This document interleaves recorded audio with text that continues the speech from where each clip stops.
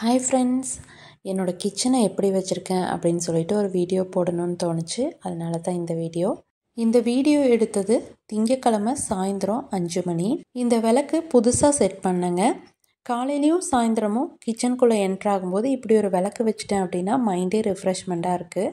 என்னோட ஒரு சிம்பிளான கிச்சனை இப்படி தான் ஆர்கனைஸ் பண்ணியிருக்கிறேன். மத்தியானம் இந்த தோசைக்கல்லில் மீன் பொரிச்சதால் நைட்டும் இதுலேயே மீன் பொரிக்கணும்னு இந்த தோசைக்கல்லில் இருக்கிற எண்ணெயோட அப்படியே மூடி வச்சுட்டேன். இந்த வீடியோக்காக கிச்சனில் எந்த விதமான டீப் க்ளீனிங்கும் பண்ணலை. டீப் க்ளீனிங் பண்ணி 1 மந்த் ஆகுது.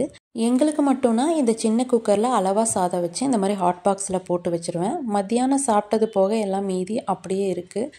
ரசம், மதியம் வச்ச குழம்பு மீதி எல்லாமே ஒரு பாக்ஸில் போட்டு வச்சுட்டு அப்பப்போ பாத்திரமெல்லாம் கழுகி வச்சிடுறது. எப்போவுமே பார்த்திங்கன்னா சுடுதண்ணி வச்சுருவேன். இந்த இண்டக்ஷன் ஸ்டவ் இங்கேயே தான் இருக்கும். இதை மாற்றிட்டு இருக்க மாட்டேன். அது நமக்கு பெரிய வேலையை வச்சிரும்.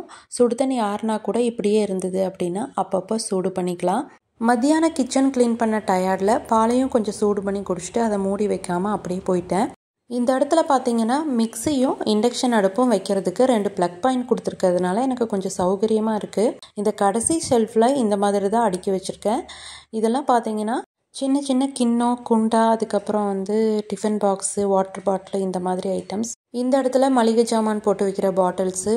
இந்த பேப்பரெல்லாம் கூட மாற்றி 1 மாதம் ஆகுது. நான் இருக்கிறத அப்படியே கேஷுவலாக காட்டுவோம் அப்படின்னு சொல்லிட்டு தான் வீடியோ எடுத்திருக்கேன். மளிகை ஜாமான் இந்த பாட்டில்ஸில் இருக்கிற பட்சத்தில் வாரத்துக்கு ஒரு தடவை டெட்டால் தண்ணியில் முக்கி துணி வச்சு இந்த பாட்டில்ஸ் எல்லாம் நல்லா தொடச்சிடுறது. அதுக்கும் மேலே நான் அவ்வளோவா யூஸ் பண்ணாத பாத்திரங்கள் மட்டும் மேலே இருக்குது. இதில் இட்லி குக்கர் மட்டும் அப்பப்போ யூஸ் ஆகும். நான் அடிக்கடி யூஸ் பண்ணுற பெரிய பாத்திரங்களெல்லாம் கீழே இந்த கூடையில் வச்சுருக்கேன். இந்த பெரிய வடைச்சட்டி, குக்கரு, இது எல்லாமே பார்த்தீங்கன்னா இதில் தான் இருக்குது. இது அடிக்கடி நான் எடுத்துப்பேன்.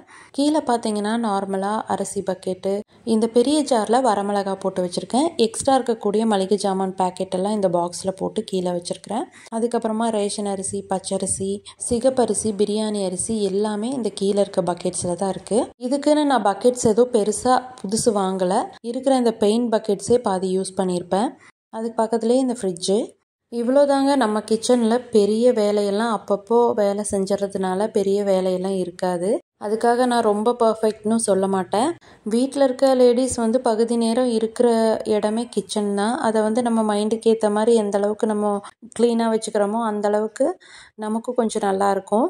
பாத்திரங்களெல்லாம் கழுவி இந்த கூடையில் போட்டுட்டு தண்ணி வடிஞ்சப்புறம் எடுத்து அதை இடத்துல அடுக்கிற வேண்டியது தான். இந்த சிங்க்கு கடியில் என்னென்ன இருக்குது அப்படின்னு சொல்ல மறந்துட்டேன். இங்கே கிரைண்டர் வச்சுருக்கேன்.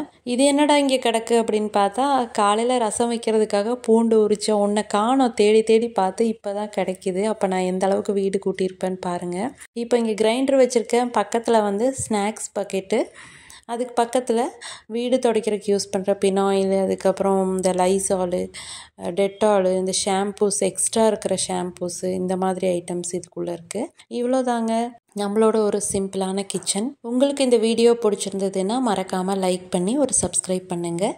நன்றி.